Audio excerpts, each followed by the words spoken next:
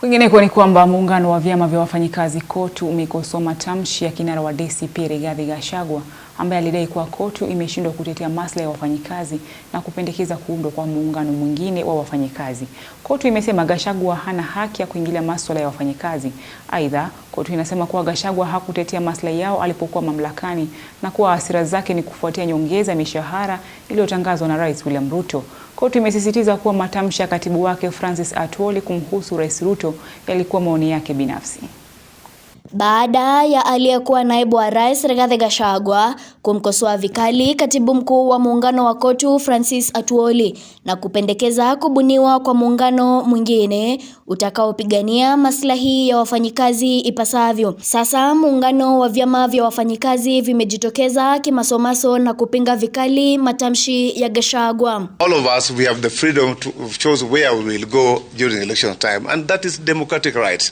So if anybody is annoyed by Dr. Francis Atwoli supporting put of the second term, that is personal. You don't bring KOTU into that issue of one term, two term. Gachagua akizungumza katika hafla ya kuzindua ripoti kuhusu ustawi wa wafanyikazi hapo jana, alidai kuwa KOTU imeshindwa kutetea maslahi ya wafanyikazi kutokana na hatua ya Atwoli ya kuanza kukariri injili ya serikali kila kukicha. He is now the lead praise singer of the William Ruto praise and worship team. He is the lead soloist. He sings with both bass and soprano. Workers of Kenya, since you seem to be unable to remove this man, my proposal to Kenyan workers is about time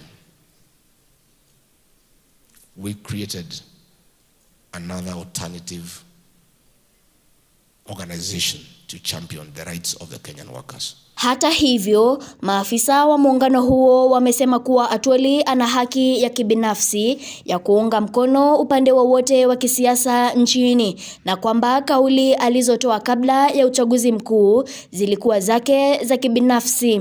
We are not threatened at all. We are not threatened. You've been told by a deputy there is already an existing national center called TUC, and our constitution provides that every worker has a right to join a union of his choice. So this is not a threat. We know we are up and running. We have confidence in our SD. Let Gachagua and his ilk do what they want.